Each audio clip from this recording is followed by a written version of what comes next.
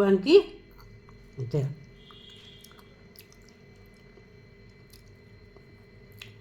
हमारे जीवन में गीता का आज के युग में बहुत ज़्यादा महत्व। पहले लोग इतना नहीं समझते थे न सत्संग के बारे में, और गीता पढ़ने को तो कहते थे कि बच्चे बहुत धार्मिक हो जाएंगे, साधु महात्मा बन जाएंगे। पर आज लोगों ने के ज्ञान की वजह से लोगों ने समझ लिया है कि मुक्ति का साधन मात्र और मात्र गीता है। श्री राम सुख दास जी ने भी गीता का बहुत महत्व बताया है। सभी संत महात्मा, सभी सत्संग गीता का बहुत महत्व बताते हैं। सो हमारे जीवन में गीता, ये तो सभी पहले से जानते हैं कि मुक्ति का साधन गीता ही है। सो हम क्यों ना गीता के बारे में हमेशा पढ़ें, सोचें, भगवान कृष्ण की याद करें, गीता का सत्संग करें, गीता का पाठ करें, गीता का मनन करें। गीता को हम मोबाइल में सुने, वैसे सुने, सत्संग सुने कहते हैं कि सो आज मैं गीता के कुछ टॉपिक्स डाल रही हूँ। जैसे पहले अध्याय का सार है, गीता के पहले अध्याय का सार है, सांसारिक मोह के कारण ही मनुष्य में मैं क्या करूं और क्या ना करूं करके हम दुविधा में फंसकर कर्तव्य युक्त हो जाते हैं। अतः मोह या सुख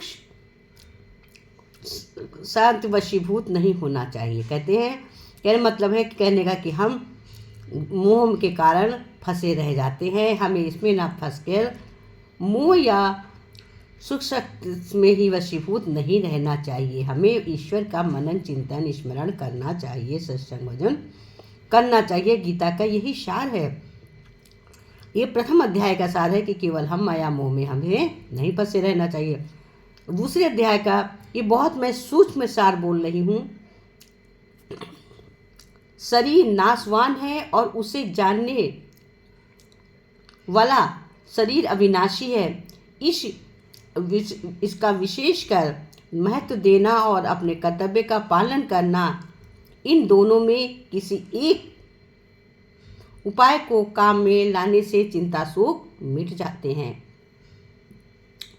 शरीर हमारा नाशवान है, इसको जानने मात्र ही शरीर अविनाशी है। हमारे शरीर के कर्तव्य पालन करना, इन दोनों में किसी एक उपाय को करने में लेश मात्र से हमारे शोक, चिंता सब समाप्त हो जाते हैं। तीसरे अध्याय का सार है, निष्काम पूर्वक केवल दूसरों के हित के लिए अपने कर्तव्य का तत्पर पालन करने मात्र से कल्याण हो जाता है। निष्काम कर्म में अकर्म करें, कर्म करते हुए भी हम अकर्म को सोचें, कर्म करें, पर इसलिए नहीं कि केवल मेरा इसमें अकर्म हो, किसी को पता भी न चले, कर्म भी करते जाएं। और कर्म को अकर्म में करते हुए जब हम कार्य करते हैं तो कर्तव्य तत्परता पालन मात्र से कल्याण हो जाता है। चौथे अध्याय का सार है, कर्तव्य धन से छूटने के लिए का उपाय है, कर्तव्य बंधनों से छूटने का उपाय है। कर्मों के तत्पर को जानकर निस्वार्थ भाव कर्म करना और तत्व ज्ञान का अनुभव करना ही ज्ञान है या अकर्म का कर्म है। पांचवें अध्याय का सार है, मनुष्य को अनुकूल परिस्थितियों के आने पर सुखी दुखी नहीं होना चाहिए। अनुकूल जिससे हम खुश होते हैं, ऐसी परिस्थिति में आने में हमको सुखी सी नहीं होना चाहिए। और प्रतिकूल परिस्थिति आने में जो हमारे अपोजिट आती, जिनको हम नहीं चाहते, जो दुखदायी हैं, उनमें हमें बहुत दुख नहीं होना चाहिए। सुखी में सुखी, दुखी में बहुत दुखी नहीं होना चाहिए, क्योंकि इससे हम सुखी दुखी होने के कारण मनुष्य संसार से ऊंचा उठकर परम आनंद का अनुभव नहीं कर सकता है। बहुत दुख बहुत सुख से जब हम हटते हैं तो हम सुख का अनुभव नहीं कर सकते हैं। दुख हमारे लिए बहुत जरूरी है, दुख ही हमारे सुख का अनुभव कराता है।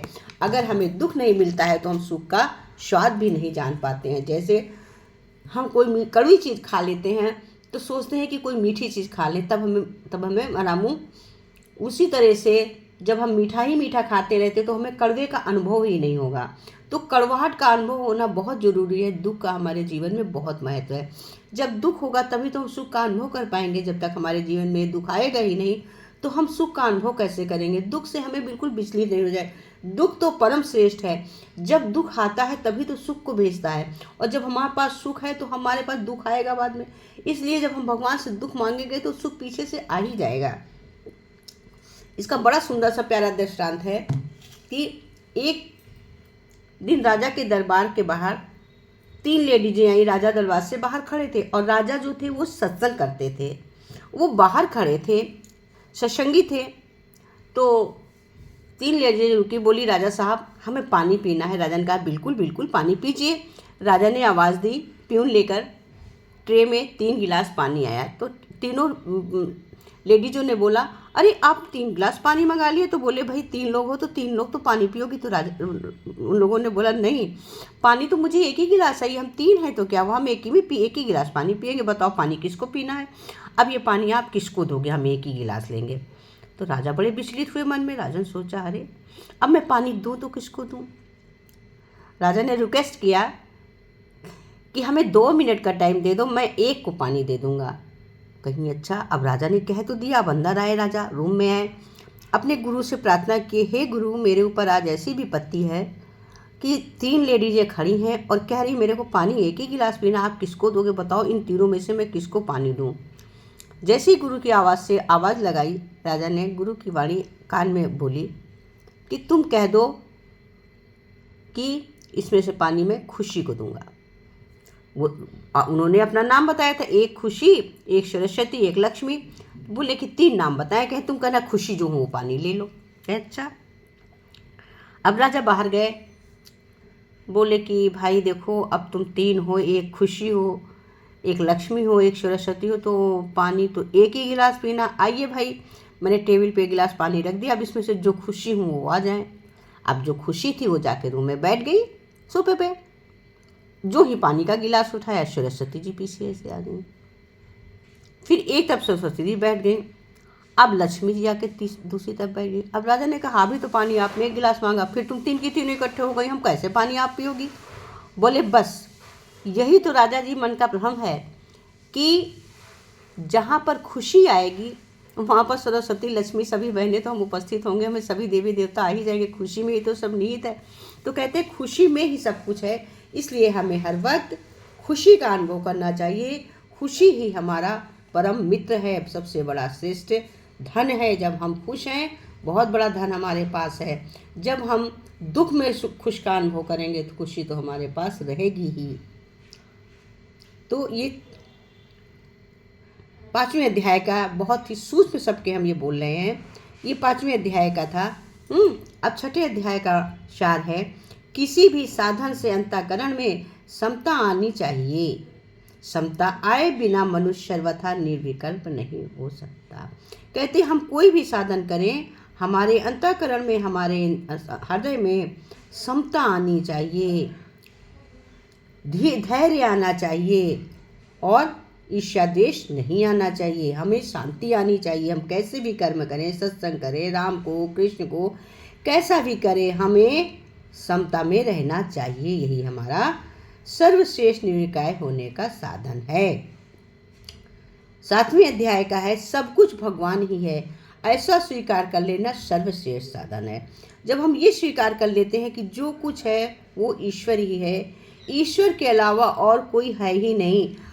कृष्ण है वो ईश्वर, राम है वो ईश्वर, ब्रह्म है वो ईश्वर, बेटा है वो ईश्वर, बेटी है वो ईश्वर, पड़ोसी है वो ईश्वर, सत्संगी है, और कहीं कोई है ही नहीं। जहाँ पर है सब जगह और सब जगह मेरा मेरा केवल एक ही है, मेरे देव भगवान ही हैं, मेरे ईश्वर ही हैं।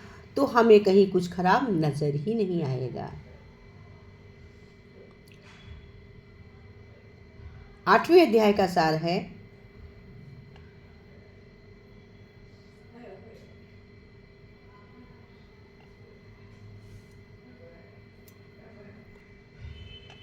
अंतकालीन चिंतन के अनुसार ही जीव की गति होती है। अतः मनुष्य हृदय भगवान का स्मरण करते रहे, अपने कर्तव्य का पालन करने चाहिए, जिससे अंतकाल में भगवान की स्तुति बनी रह जाए। कहते हैं जो हम अंतकाल, जो हम बाद में सब बड़े होकर नहीं कर, बचपन से नहीं कर पाते, बड़े होकर सब कर्मों के करने के बाद भी अगर प्रभु से जुड़ जाते हैं, बाद में भी चिंतन भजन करना शुरू कर देते हैं और ये हमारे दिमाग में बस जाता है, हर समय हम याद रखते हैं, अपने कर्तव्य में भगवान को शामिल करते हैं, याद करते रहते, कीर्तन भजन करते रहते, अंत समय स्मृति बना कर रखते, उसी से हमारे कर्म बनते हैं और भगवान की स्मृति ही हमारे मोक्ष का द्वार है। हमारे मोक्ष का यही एक द्वार है, क्योंकि भगवान हमें श्वासें तो लेकर भेजता है कि तुम जाओ संसार में रहो, पर श्वासों के साथ साथ हमें क्या इतना यहाँ संसार में आकर हम इतना कुछ बनाते हैं, घर दरवाज बच्चे रिश्ते सब जोड़ते हैं, क्या ये कोई मेरे साथ जाता है? कुछ मेरे साथ जाता है? एक तिनका मेरे साथ जाता है? नहीं जाता है, कुछ नहीं जाता है, केवल यही किया हुआ कर्म मेरे साथ जाता है। इसीलिए गीता हमें ज्ञान देती है कि तुम ऐसे कर्म करो जो तुम अंत में कुछ छोड़कर लेकर जाओ, कुछ छोड़कर जाओ। लेकर जाओगे कर्म और छोड़कर क्या जाओगे? छोड़कर भी तो जाना है, छोड़कर हमें जाना है अपना जो संसार के प्रति हम कुछ करते हैं, अपना नाम, अच्छा नाम की फला व्यक्ति सत्संग करता था, ऐसी बात बताता था। बस छोड़कर तो हमें यही जाना, और कुछ मुझे छोड़कर नहीं जाना है।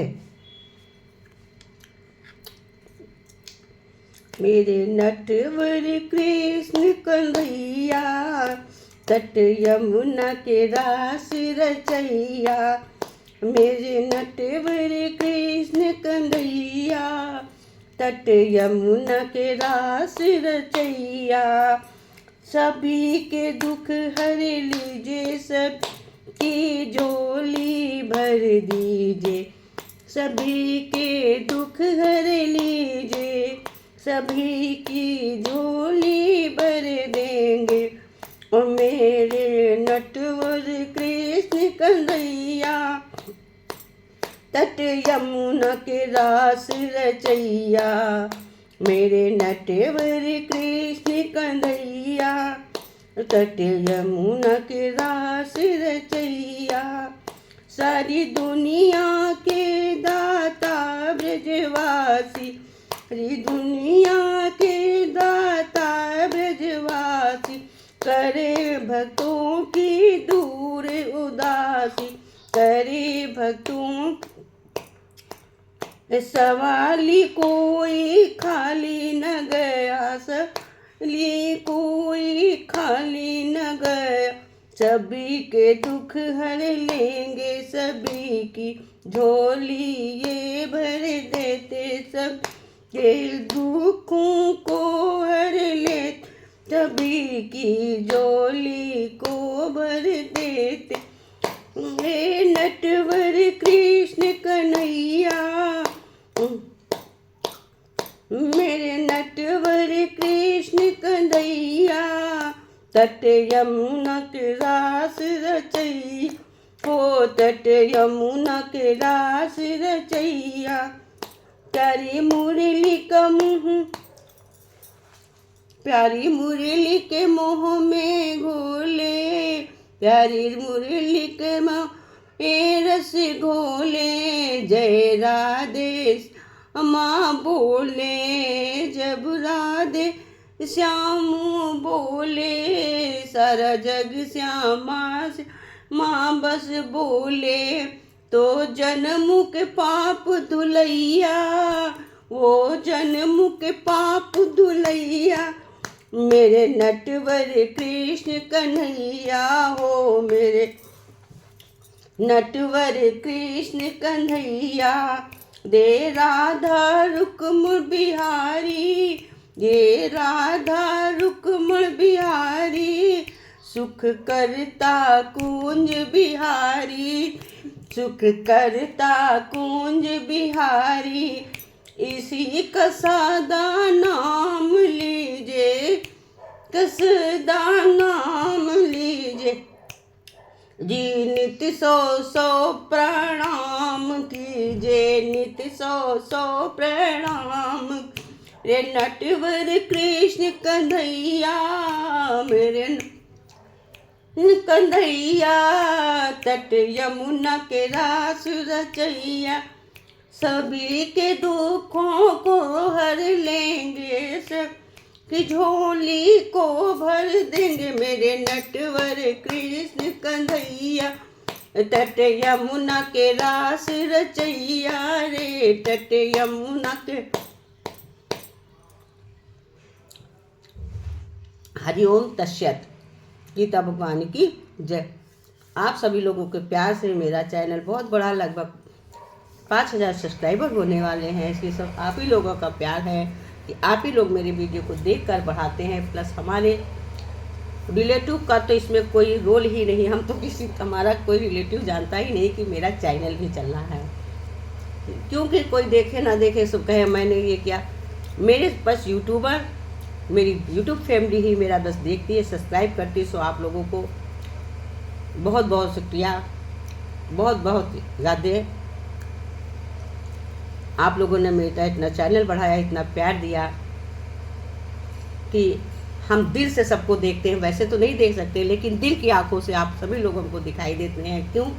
मेरा मोबाइल बताता है कि हमको कितना प्यार किया जाता है। जो आप लोग हमें सब्सक्राइब करते हैं, व्यू आता है, वो बता देता है कि कितना आपको हमको कोई लाइक करता है। सो ऐसे ही प्यार बना के रखिए, तुम्हारा चैनल भी मोनेटाइज हो जाएगा। मैंने चैनल तो डाला है केवल एक यादगार के लिए ही चैनल को डाला है, और किसी चीज़ के लिए डाला है, यादगार के लिए चैनल डाला। लेकिन आप लोगों ने इतना प्यार दिया है कि बहुत ही जल्दी मेरा चैनल ग्रो करा दिया है। अच्छा खासा व्यू भी आता है, सब्सक्राइब भी करते हैं। सो ऐसे ही और थोड़ा प्यार दीजिए, जो मेरा चैनल तो मोनेटाइज हो ही जाएगा। अब ये होना बस हमारे गुरु प्रभु के हाथ में है, जो सब कुछ देखते हैं। और आप लोग तो परम श्रेय आप लोगों का है, जिसने यहाँ तक पहुँचाया, इस मुकाम तक ऊपर बढ़ाया। अगर आप लोग सब्सक्राइब ना करते, आप लोग वीडियो को ना देखते, तो क्या ये आगे बढ़ती? ये सारा श्रेय तो आप ही लोगों का है। आप लोगों को बहुत बहुत थैंक यू, बहुत बहुत थैंक यू।